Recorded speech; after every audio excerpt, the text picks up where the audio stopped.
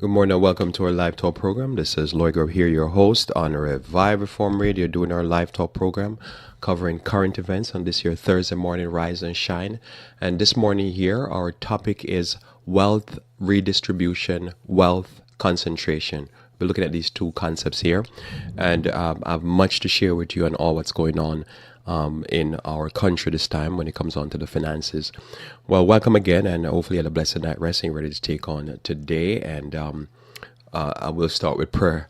Our Father, who art in heaven, we thank thee again for the blessings of your word and for the blessings, dear Lord, of understanding principles for these end times. Pray that you may bless us, dear Lord, that we might be able to see what's going on and make our calling and election sure and show up what we need to show up for ourselves. May you bless us, we pray, for Christ's sake. Amen. So much to share with you here this morning. I'm going to try to put everything within this hour together. And what I'm looking at is this massive thing that we're experiencing right now. This concept here of wealth redistribution, or this other concept here of wealth concentration. Our country has been flipping back and forth into this idea here of wealth redistribution or wealth concentration. And so I'm going to look at quite a few things. I'm going to look at the tax cut for the wealthy, as it was disparagingly called for 2017. I'm going to look at these ideas of socialism, hoarding of money, corporate financial bailouts, especially the banking and the car bailout. I'm going to look at this concept here loosely on prosperity gospel. So I'm going to try to pull all of these together and show you a narrative of a few articles, even what you call it, a little clip here that I'm going to be playing from Steve Bannon. And I want to share with you one of his latest speech. And we're going to analyze that in context of what's happening in our world today. What's the principles?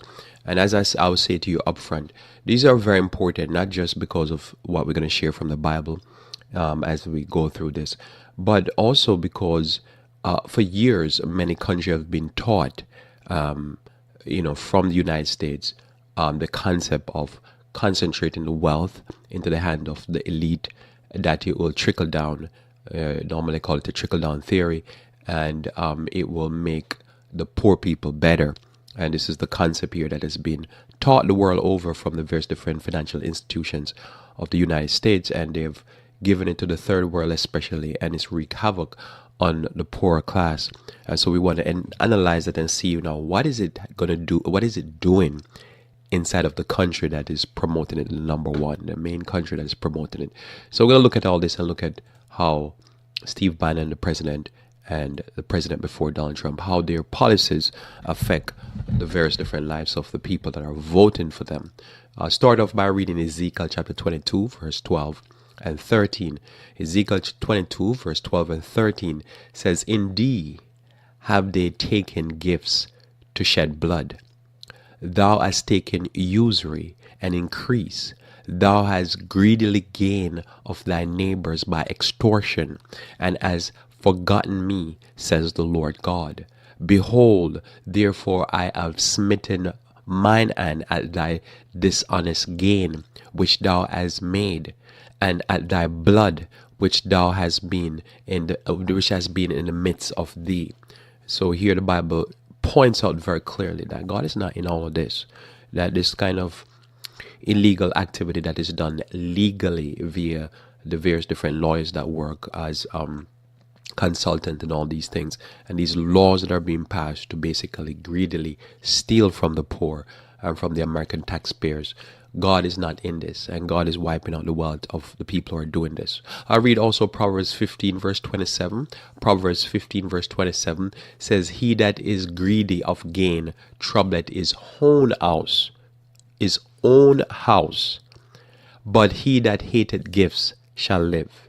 Notice here, the Lord says, his own house, not just outside, but inside. And so we want to share some things with you here. So I'm going to start up by reading here from Wikipedia. I'll start off from Wikipedia here, just quite a few things. So as you know, this is what I do. I'll go read this thing here. So what triggers some of this is two things. Number one, I was watching the speech with Steve Bannon. Quite a few of these people, I'll kind of hear what they have to say. And I'll play just I think it's about 6 minutes of the speech or 7 minutes of the speech later on in a few minutes. And I want you to listen to the speech and I want to analyze it, because one thing I've known, and something as I was looking at, when you listen to people who say they're atheists, this is a different discussion, but I'm going to give it to you as an example.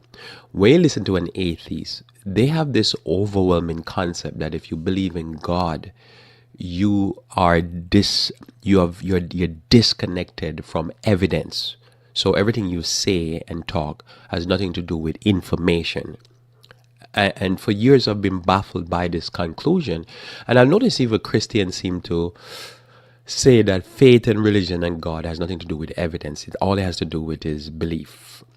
And I've always find it fascinating, and I always see it strange. It's the strangest thing. It's like somebody talking to me and I'm thinking this person is mentally ill, but some always seem to be in the general vernacular, the general society. They take it that belief in God and evidence are totally separate, and that you cannot have intelligence or scientific knowledge in your head and believe in God at the same time, because scientific knowledge contradicts God. I don't know where this idea came about. It's a very strange thing for me. Now, probably strange for me because probably something I'm missing. But the same concept is also true that if you're talking to somebody and you say you believe this way or you believe that way when it comes on to finances or something like that, they have the same similar concept that, probably if you believe a certain way, you probably never listen to a speech by, say, the president or by Steve Bannon or by Roger Stone or by Alex Jones. You don't listen to them, and unbeknown to them, hours and hours listening, try to get a sense of the madness, and it does not work. So you can know where my take is. I don't believe in what they say. And I want to show you here today. So, but what triggered me is I was watching this thing, and then I was looking at the announcement by GM. So I'll read it real quickly. I won't read the whole chapter. The whole article. I'll just read a little piece for you here. Here it goes.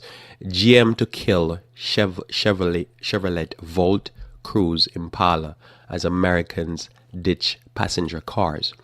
So General Motors is killing several, this is taken from USA Today, General Motors is killing several passenger cars, including the Chevrolet Volt and Chevrolet Cruise, two compact vehicles that were held up as an example of automakers' post-bankruptcy revival.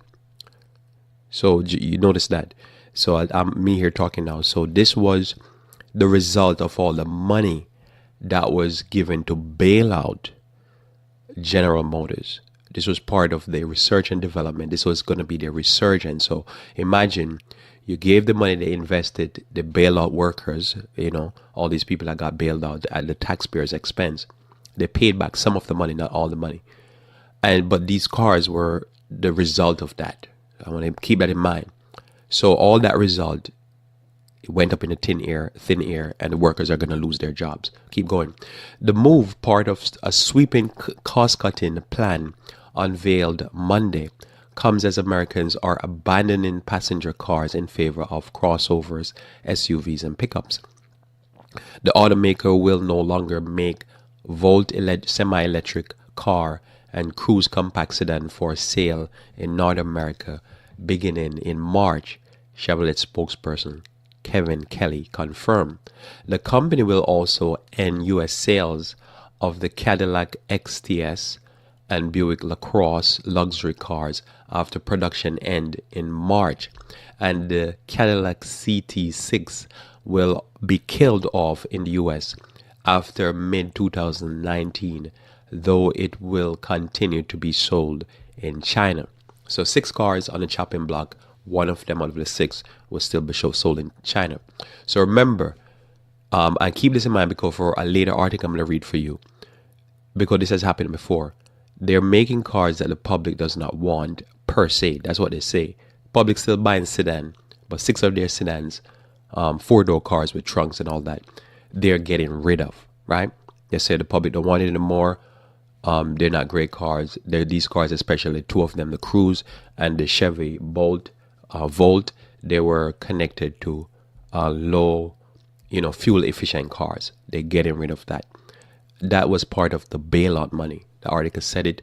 This is the reality what happened. So I want to keep this in mind, because remember, my topic again is wealth redistribution and concentration of wealth. Because as you probably familiar with this happening, GM cut, right? GM has cut these 6 cars, but they're cutting thousands of workers, and they're going to save themselves billion. So the shareholders are going to get the money, and the investors and the people at the top, they're going to get the money, but the lower end worker, they're going to lose their jobs. Again, there's changes happening in the market, in the car industry. What has Chevrolet or GM been doing all these years with all that money that was given to them? Where is the research and development? Where is the keeping up with the car industry? Where is the level of development that was supposed to happen? Everybody see where the development is going. Why didn't they see it? If you and I can see it and we're not paid to see it, how is it that they who are paid to see it couldn't see it? Don't they go on vacation? Don't they leave Detroit? What is it that they're not seeing? But yet, what they're seeing though is that they're going to cut these 6 cars and give the investors and all the people at the top the money, while the lower end worker lose their money. Some, salaried people will lose their money also, but the big investors, they keep their money. So keep that in mind. First thing here. So this is synonymous with what's going on. And as I'll point out, and I'll read a little bit more for you later, that this type of bailout now, before I play for you Steve Bannon, this type of bailout is nothing new. This type of bailout in politics, when they go for the popular vote and votes in general, they tell the American public that they're going to help them out. They're for the small guy. They're for the blue collar workers. They're for the people working in the coal mines and in the factories. There's for the people who probably only have a high school education, and they're going to give them a good middle class income and good middle class jobs. That's what they're telling them. But in reality, over the last how many decades, this is not what's happening. This is not the function of American business or policy. And it's not just this president that has happened on his watch. It's happened on Obama's watch. It's happened on Bush's watch. It's happened over and over again on their watch, right? If you remember back, I think it was in the early 2000s or somewhere there, early 2000s, because that's when President Bush was in power. We had this thing called cash for clunkers. It was a roundabout type of way to deliver the auto industry. You get rid of a whole bunch of old cars on the road, you give an incentive, and they buy another car, especially a car that was, a gas guzzler. The gas guzzlers would feed the American auto industry that was already known to make cars that were already are gas guzzlers, these big expeditions and all these junky cars and stuff like that. And then it would basically incentivize people to buy these gas guzzling cars, which was one of the reasons why we were in the Middle East and all those places fighting wars. So instead of saying let's fight less wars and get more efficient cars, they say, well, let's fight more wars and build less efficient cars. So anyhow, they did that cash for clunkers, and basically they're getting incentives tax-wise for people to buy gas guzzling cars. So you have all these used monstrosities on the road. All right. So, but this is not the first time America's been on that path. But this was literally a bailout for GM back in the early 2000s. Then within about probably 7 years later, the economic crash, and then they did a 2008 bailout again for the auto industry. I'll talk more about that. But how many times the auto industry in America is going to keep building cars that are huge, they're inefficient, they don't have good maintenance, you can't maintain them properly because they're always breaking down, and they're gas guzzlers. And then they bail out. Then they go back to making the same crazy cars. Then they bail out. I want to talk about that. And then notice here in 2017, we have another bailout. And this bailout now was in form of giving tax break to the wealthy. That I'm going to talk about. I'm going to place the advice. So remember now, we're going to talk about this tax break 2017, the cash for clunkers, what happened with Chrysler back in 1979, I think it is, or in the 1970s. I'm going to talk about all of that, but I'm going to juxtapose all of that now to what Steve Bannon says is the current president is doing now. What I'm going to show you, I'm going to tell you up front what I'm doing. And then you tell me if I do it by the end. What I'm going to show you is that at the end of the day, no matter what president goes in, or no matter what happened, no matter what rhetoric is told to the regular American blue-collar worker and the regular American middle class, at the end of the day, the rules always on the table is to keep redistributing wealth, not to the poor, but to the rich, to create wealth concentration, and that every policy always end up putting more money into the hands of the rich. But notice how Steve Bannon going to say that the president of the United States is not doing that, and what he's here to do is to benefit the poor people. But we have not seen any policy like that. I'm going to deal with that in a second. So this is now Steve Bannon. It's his full address. If you want to find, you can just put in Steve Bannon. You can watch the whole thing and question and answer. And it's a full address and question and answer at Oxford Union. Oxford as in the Oxford, England. Union as in like a union. A UINON. So Oxford Union normally is a debating society that they hear intellectuals and various different people from various different backgrounds and get to ask questions and so forth. So he's making a speech. Stick with me here. It's going to be 7 minutes. I'm going to play his speech. Then I'm going to come back at the end and I'm going to share some more of the information and show over the history, the philosophy that is being put forward in America and has been put forward in America for the last 4 decades, however long, is the philosophy that drives the system in foreign countries that lead to these third world nations and maintain these third world nations. And that these philosophy are basically happening here is just happening here with rhetoric that sounds like, oh yeah, we're for the poor, we're for the coal miners, but they're still out of a job. We're for the people over there working in the factories, but they're still out of a job. Listen to this. Steve Bannon, 7 minutes. I'll come back. Judeo-Christian West, we taught the good householder to save. You get zero. You're a sucker. You have a savings account, you're a sucker. The pension funds have the biggest gap. The pension plans have the biggest gap in history, getting worse. Why? You can't get returns on the pensions. You can't do a public bond offering in the United States to fix a school or to build a water system. Why? There's not enough juice in the offering. We basically socialized the risk for the wealthy. If you've owned intellectual property, real assets or stocks in the last 10, 15, or 20 years, since the collapse in 2008, you've had the greatest run in human history. And yet in the United States, 50% of our population can't put together $400 of cash in an emergency. 62% of the jobs that were created before President Trump got there were jobs that living wage or below living wage. And living wage means no extras, no holidays, nothing for the kids. It means basically subsistence. It is the cause. The elite in this world are the cause of the problem, not the populace, and certainly not Donald Trump. When I stepped into the campaign in mid-August, he was down, 12, 14, 16 points. Double digits down every battleground state. I said, none of those numbers matter. There's only two numbers matter, right track, wrong track. The country still thought it was on the wrong track. They admired President Obama. They admired President Obama and his wife. But they did not feel that he had brought the change the country needed. More importantly, Pat Caddell had been doing research for 20 or 30 years. I said, the American working class, the American middle class, for the first time in our history, 70% felt the country was in decline, and the elites were comfortable with this. The elites were comfortable with the managed decline, not just with the United States, but the West. I said, it's very simple. We're just going to do a compare and contrast. She is a guardian of a corrupt and incompetent elite.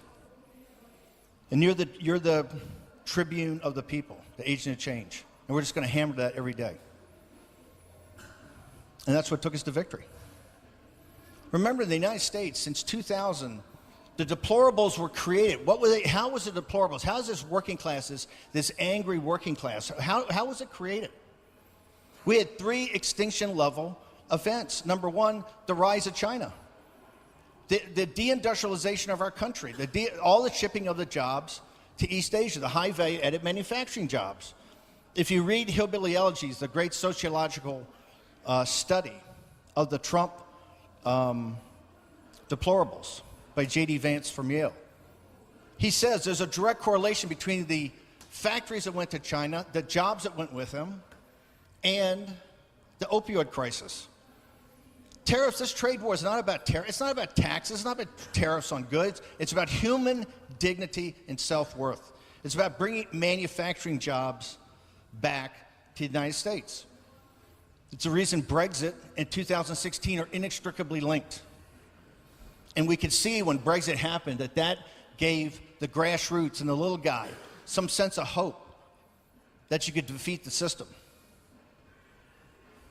The second extension, and by the way, we were told the whole time by the elites, the rise of China, and this is not about the Chinese people, this is about the Chinese Communist Party, that the rise of China was the second law of thermodynamics. It was physics that you couldn't change, nothing you could change. And they were just dead wrong. Everything they said about that was absolutely dead wrong. The second extinction level event is the $7 trillion we spent on these wars in the Middle East. Now, I'm a former naval officer. My daughter is a West Point grad, fought with the 101st Airborne in Iraq. I'm as much a militarist as any right-winger.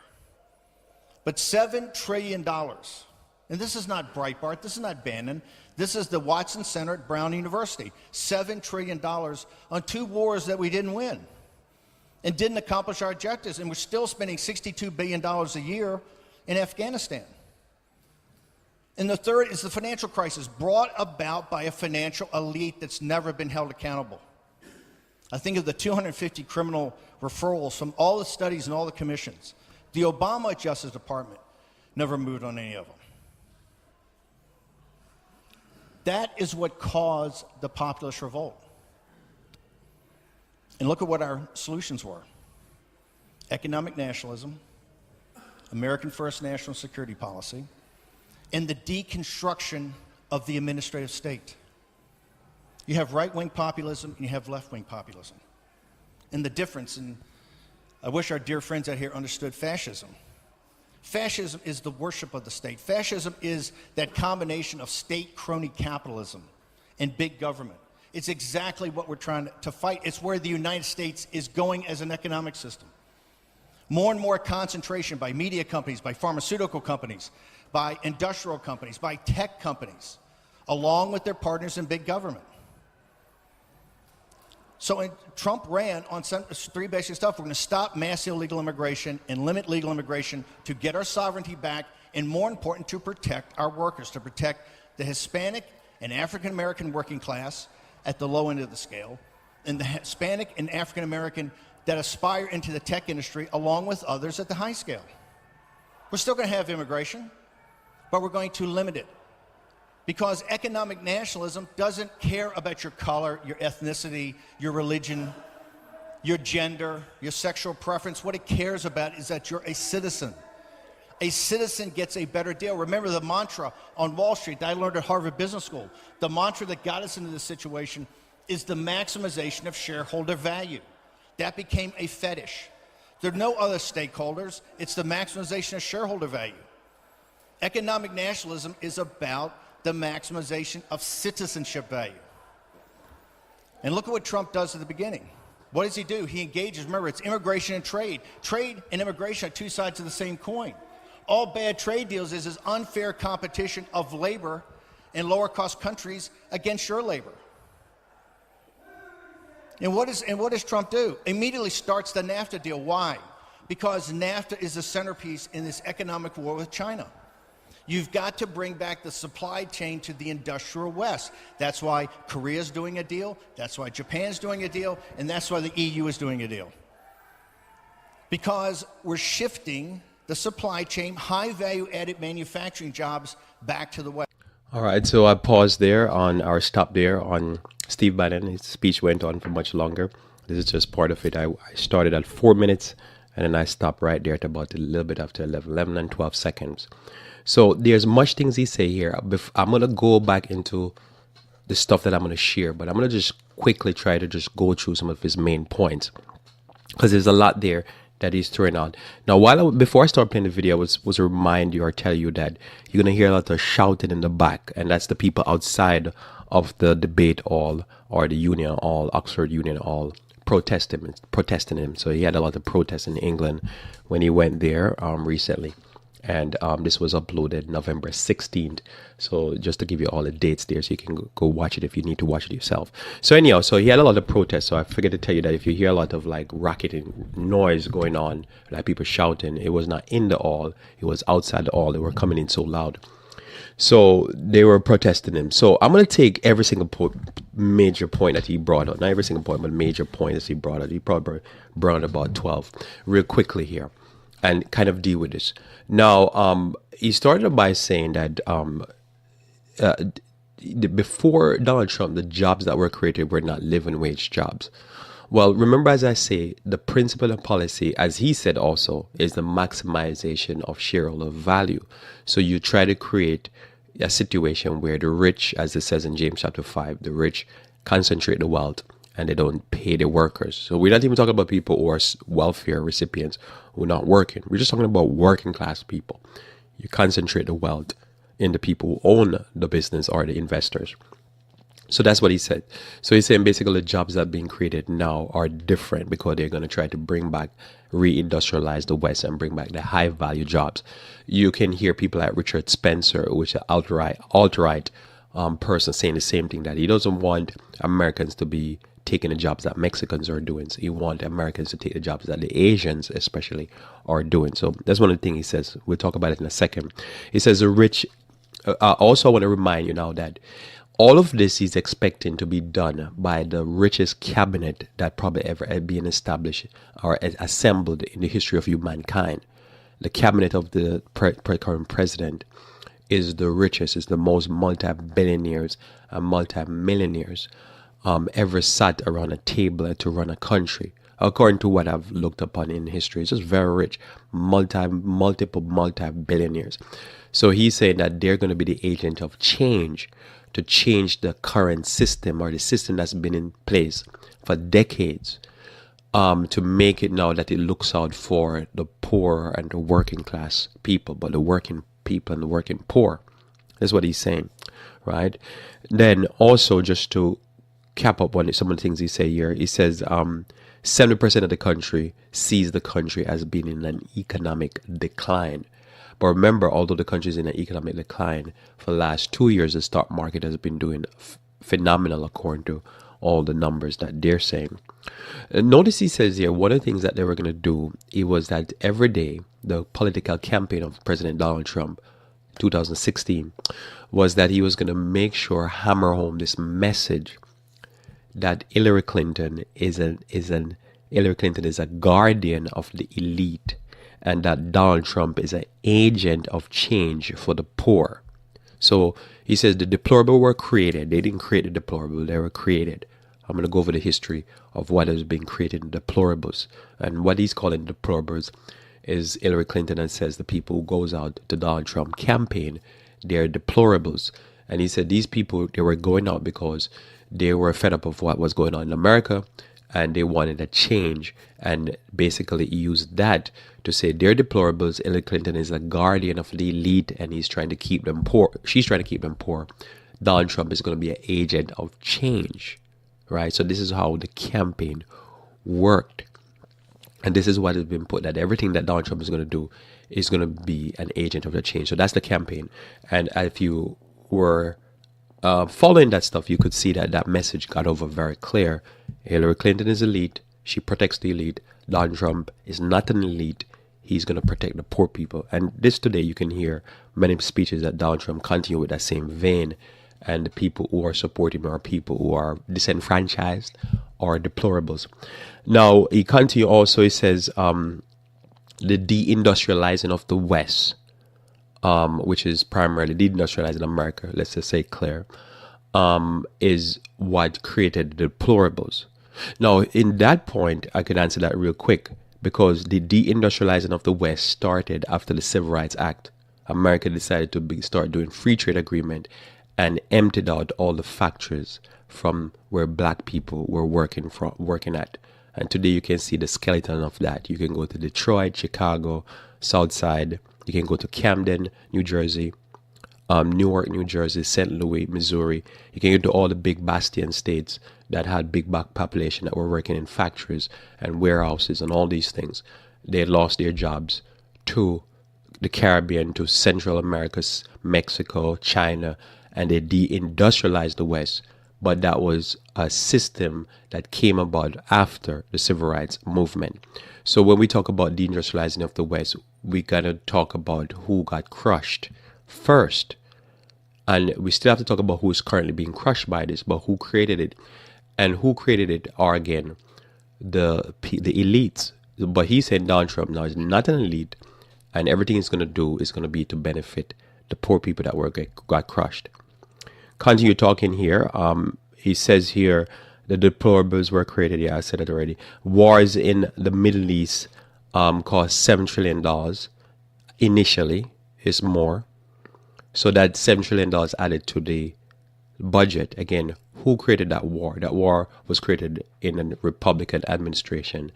Again, he's saying the Republicans are agents of change. They're going to be there for the poor people. And why was that war created? How was it created? Talking about weapons of mass destruction and all that. We'd have to belabor that point. So that doesn't make, you see, all that stuff doesn't make it. It sounds good, but it doesn't make any sense because, again, the war was created on a certain context to make America great again. Under different administration, it didn't work. It added to the debt instead of making America greater. Also, we find, it says the war in Afghanistan is $62 billion a year is adding to the debt. Again, this is part of the reality. Now, who's benefiting? Who has the big investments in the militarized part of America, the military industrial complex? Is it the deplorables? Is it the poor people? By the starting and continuation of that war, who benefited and who was going to be benefited? Because the deplorables does not control your major oil companies like Exxon, Mobil, and those other oil companies. They don't have major investments in those companies because, as he said, they already can put together $400 out of their bank accounts. So if you don't have $400 in your bank account, you're not party to that party. You're not a part of that party. So saying a multi-billionaire and Brett Bart, political strategist is going to deliver. When have they delivered poor people? What have they done for poor people? Notice here again, he says 2017 financial crisis that is a financial crisis of 2007, 2008. But if you look at the financial crisis of 2007, 2008, which I'm going to look at in a second with you here, you can see that all what he's saying here doesn't add up, that's their agent of change. Because remember, the whole premise is they are an agent of change. Economic nationalism. Today, it seems like most people that are in this level of thinking cannot use the word nationalism because then it seems like they're nationalists and therefore only whites and not for Hispanic and black. So they have a new term. It's called economic nationalism. Basically, we're looking out for the national interests of the United States. But is that so? Or is it that we're looking out for the interests of the rich? More in a second. Stop illegal immigration. So he's saying part of the key policy to protect Americans and the deplorables is to stop illegal immigration, because if you stop illegal immigration, you'll be able to protect the workers that are currently in the workforce, and then you bring high value industrial jobs back. When you think about that, if you bring high value industrial job back, are the people coming in America to pick tomatoes, are they going to get those jobs?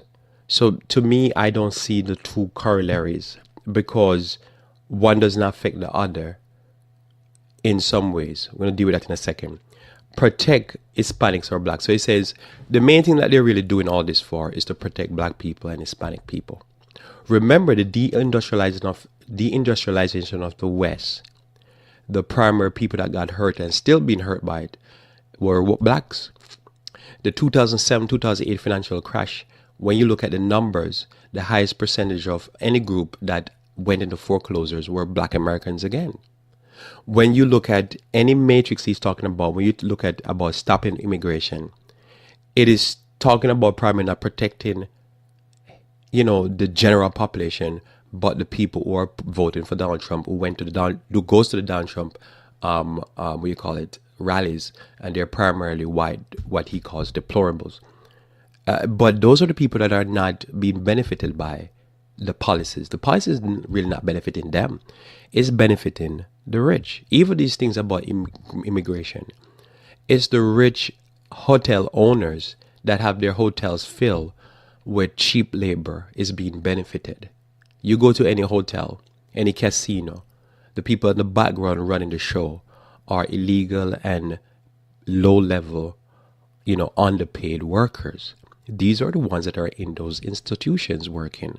So to say that these things are going to benefit the deplorables, who most of them, a lot of them have only high school education, this is not what they're talking from two sides of the mouth, because they're saying we're benefiting you, but we're really protecting rich people. So I'm going to show some information here just to cut and go. Oh, last thing he said here, unfair trade agreements hurt citizens. America is the number one promoter of free trade deeds or free trade agreement that hurt the local citizens of the foreign country. So why would an American who go to a foreign country hatch a deal to destroy and decimate the local economy not do it to his own citizen? So just in case you miss all my point is the rules that were in place before President Donald Trump, the rules that were in place in the time of Barack Obama, President Bush, President Clinton, President H.W. Bush, President Reagan, President Nixon, I forget the one that is always talking about, the president that was always talking about, looking out for fair elections, whatever his name is, Jimmy Carter. All these presidents, the rule that has always been in place for each and every one of these presidents is that you make a trade agreement and the local citizens in America, that the regular people, the deplorables, they lose their job. And the poor people in foreign countries, they get abused and they don't get no good education for their children. And they end up getting the wrong end of the stick, and the rich people make off with the money. That's what free trade agreement is. And when we talk about stopping illegal immigrants, many of these illegal immigrants were picking avocados for American supermarkets in their foreign countries. And now they get squeezed out and they come into America. But what's the source of that problem? Let's share some more information. So remember now, we stopped here that the bailout that was given in 2007-8 to the big three were supposed to use to shore up the industry, all the industry in America, and to keep American jobs. Now we see after how many years, as I said, the chicken come home to roost, that all that money was a wash. They're just going to shut down many of these plants and lay off these American workers after they took the money. But not only after they took the money in 2008, but they also took the money in 2018 because President Donald Trump gave them more money via the tax cut. So let's read that one now. Because remember, I'm reading this and keep in mind Bannon says the main issue, all of what Bannon is saying, which is touching the nerves of the populace because they're against these things. But he's saying all of this that's happening to poor people in America, Donald Trump was put into power to help them. And he's put in power to help them by, number one, he's going to give a tax cut to the rich. Number two, he's going to stop illegal immigration. And number three, he's going to rewrite the trade agreements. And this is going to benefit poor people in America. We see from this thing with Chrysler, the poor people are going to lose their jobs. The next thing we're going to look at here is the act, the tax cut. This is from Wikipedia now. The act to provide for reconciliation pursuant to Title II and V of the concurrent resolution on the budget for fiscal year 2018 is a Congressional Revenue Act originally introduced in Congress as the Tax Cut and Job Act that amended the Internal Revenue Code of 1986. Major elements of the change included reducing tax for businesses and individuals, a personal tax simplification by increasing the standard deduction and family tax credit, but eliminating personal exemptions and making it less beneficial to itemize deduction, limiting deductions for state and local income tax and state property tax, further limiting the mortgage interest deduction, reducing the alternative minimum tax for individuals and eliminating it for corporations, reducing the number of estates impacted by estate tax. That means these are tax for the really wealthy and the wealthy, and repealing the individual mandate of the Affordable Care Act. This is Obamacare. This is what Obama was accused of trying to put through a health act that was trying to redistribute the wealth. So just in case you missed my topic, wealth redistribution or wealth concentration. Second paragraph here. The act is based on tax reform advocated by Congress, Republicans, and the Trump administration. The Nonpartisan Congressional Budget Office, CBO, reported that under the act, individual and pass-through entities like partnership and S corporations would receive about 1 billion in net benefits, or 1 trillion, in net benefits, i.e., 1.125, I should say, billion in net benefits. Net tax cut offset by reduced healthcare subsidies over 10 years, while corporations would receive around $320 billion in benefits. So the corporation will benefit greatly. The CBO estimate that the implementing the act would add an estimated 2.289 trillion to the national debt over 10 years, or about 1.89 trillion after taking into account macroeconomic feedback effect.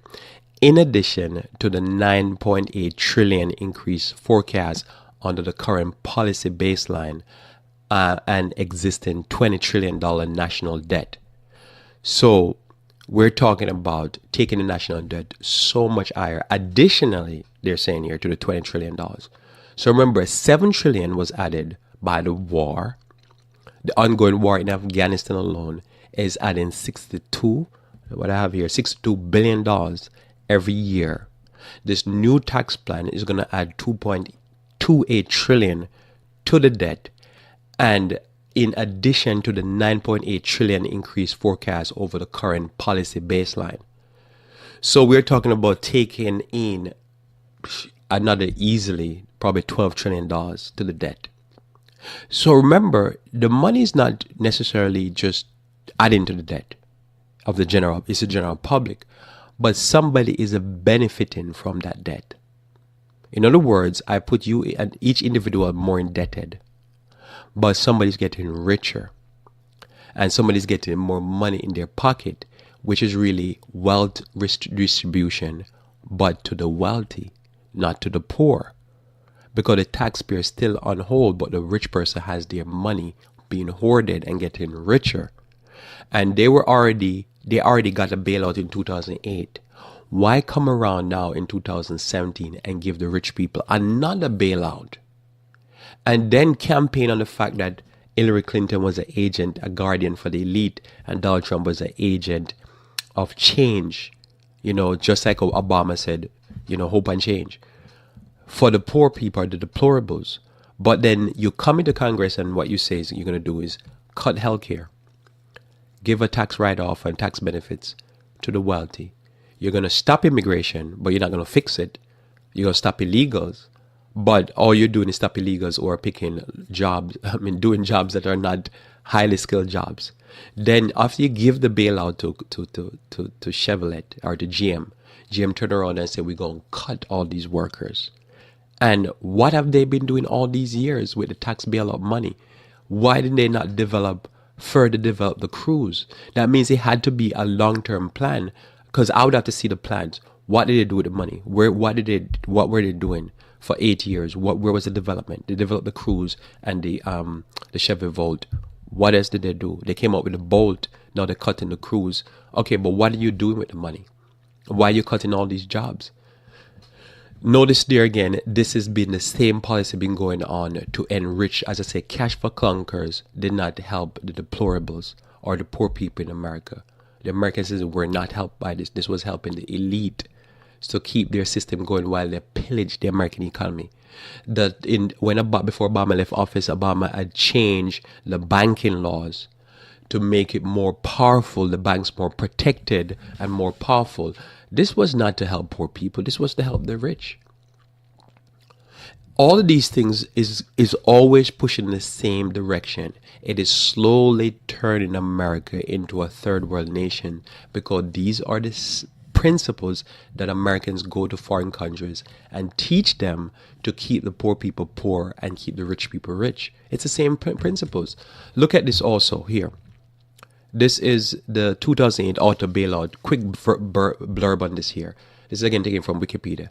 The U.S. government's $80 billion bailout of the auto industry lasted from December 2008 to December 2014. So it's a 6 year. 4 years later, they're cutting all these cars. 6 year. Remember, $80 billion might not sound like a lot when the current tax write-off or the tax break that is given and incentives to the rich, adding $2 trillion to the budget. But remember that $80 billion was part of a larger bailout. Just want to keep that in mind, that the financial industry was bailed out at a larger percentage. And part of this bailout to the big three was to bail out GMAC, which was also embroidered in the economic downturn because of the housing market. Notice again, the U.S. Department of Treasury used funds from the Troubled Asset Relief Program. In the end, taxpayer lost $10 billion. So this was not a net profit for the taxpayers. So that $10 billion that were lost, just on the auto industry alone, not the banking industry. Who lost it? It's you and I. It's the American citizens that lost it. Who took the money? It's the rich people. They have the money.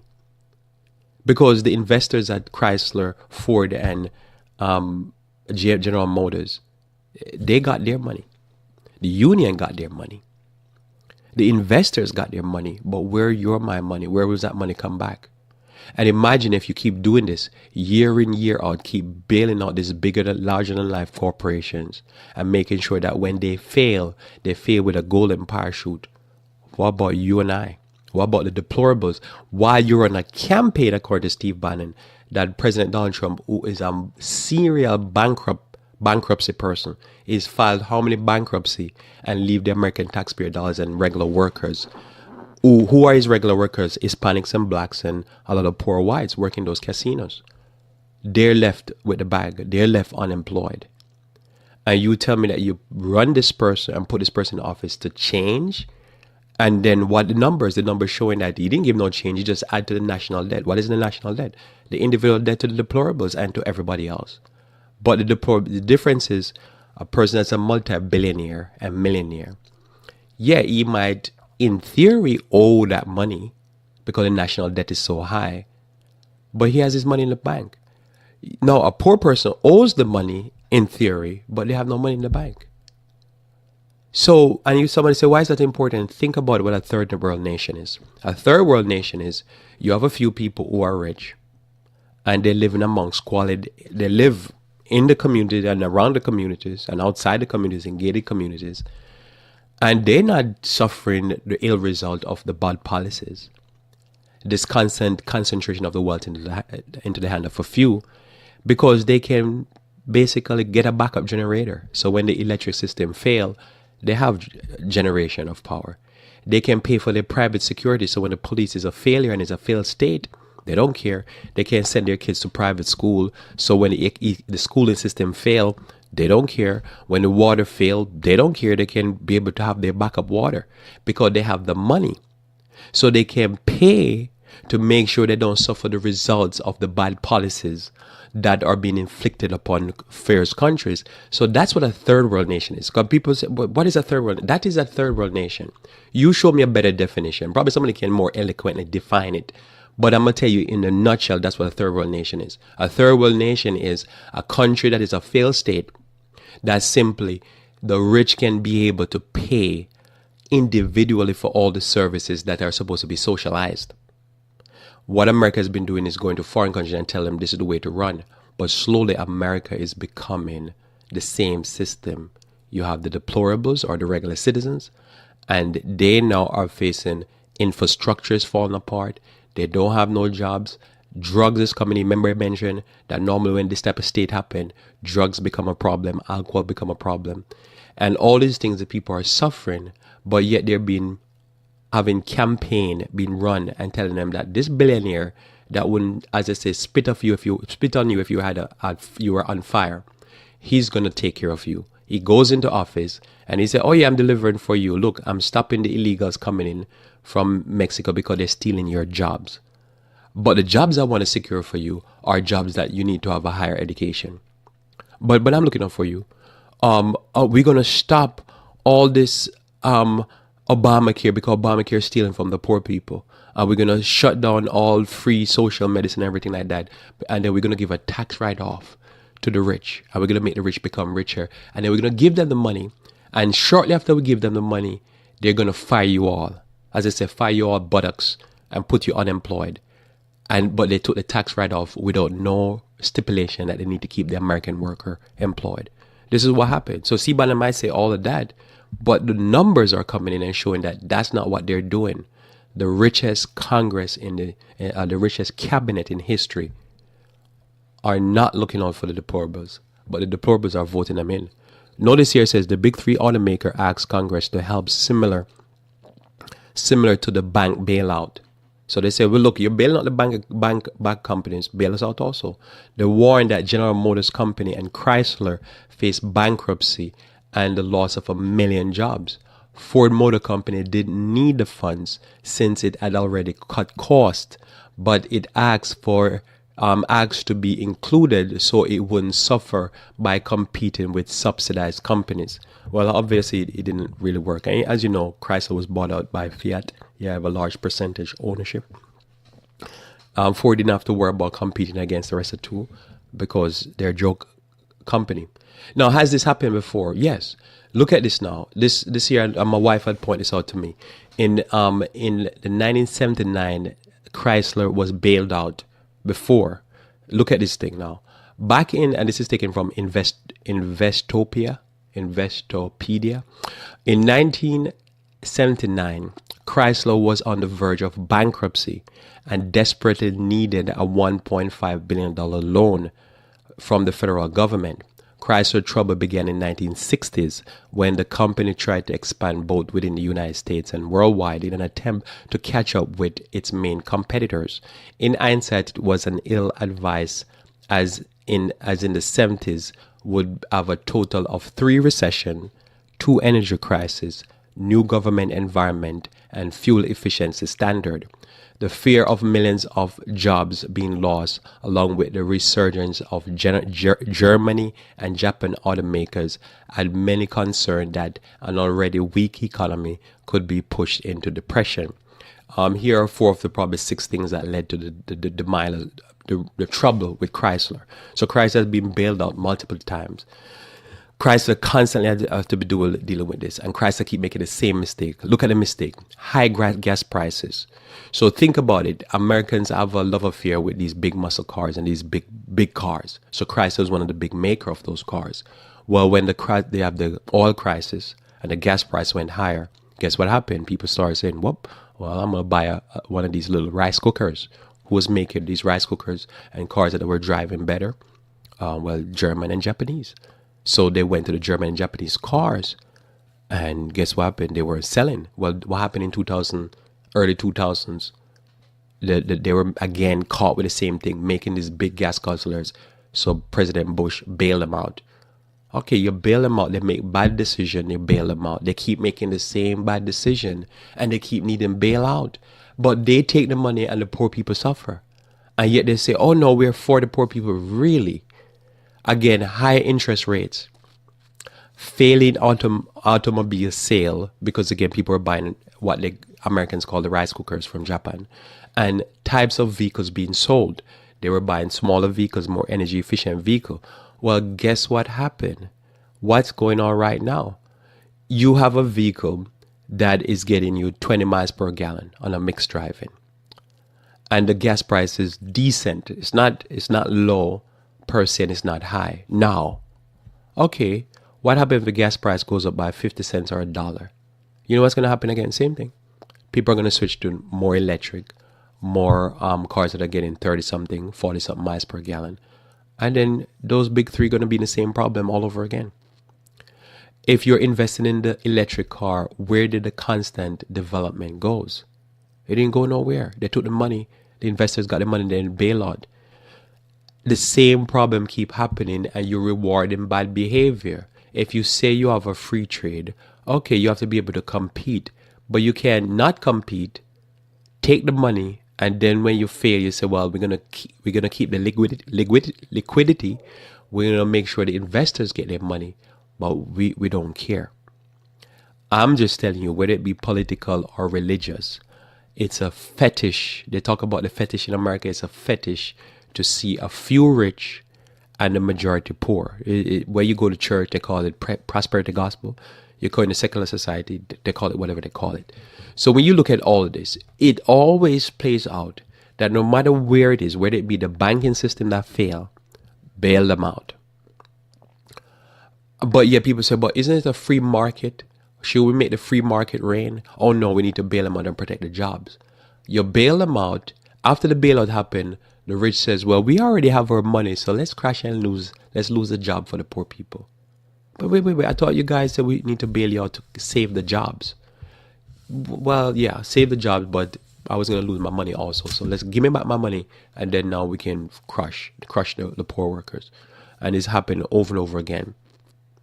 They said we're supposed to look out for the American citizens, but they will shut the company down, ship the company abroad, ship the products back, and leave the worker unemployed. They came in and they said, well, look, things are changing. We need to go more energy efficient. They say, oh no, we're going to protect the coal mining industry. Only to find out go online and go watch a video that I mentioned before, and you see that they're automating the excavators and the trucks to work in those mines. They're automating the robots to go and dig for coal instead of sending human beings down there. This is where they're going.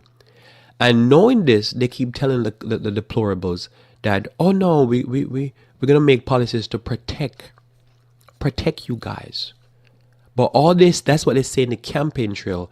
But in reality, what they do in reality is that they're cutting the workforce, because what happened? Automation is killing them.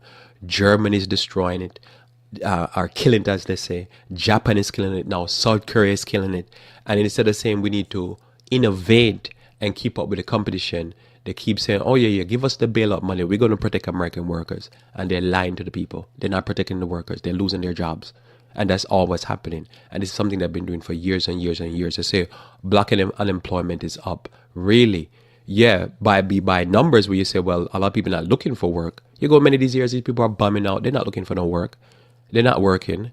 But they make it sound like, oh no, it's going up. The economy is doing well. Yes, because the economy was seemingly doing well, because when they gave the tax cut, many of these large corporations, they took the money and buy back stock, inflate the stock, and then now step back from the market, pull their money out, and now let it rip.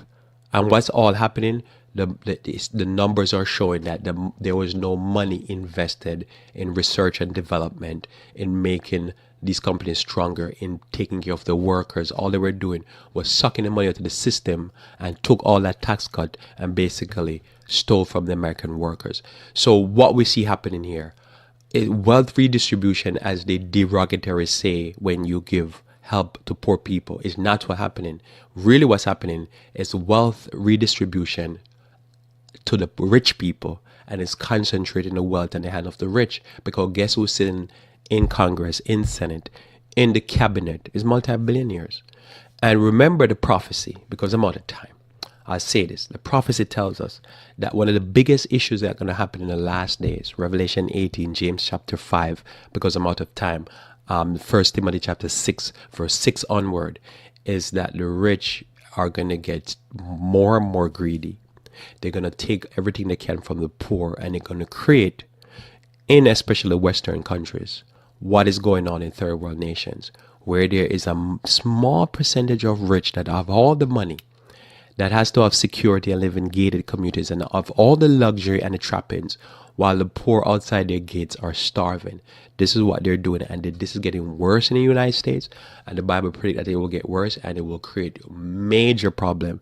And I don't know why the deplorables, or these people that he referred to, because I'm not referring to them as deplorables, he's calling them deplorables, thought that if you put the richest cabinet in history in power, and they've been stealing from you all these decades in America, that they're going to one day wake up and say, oh no, we're going to give tax break to you guys. When the economic bailout happened, they didn't give anything to the poor people.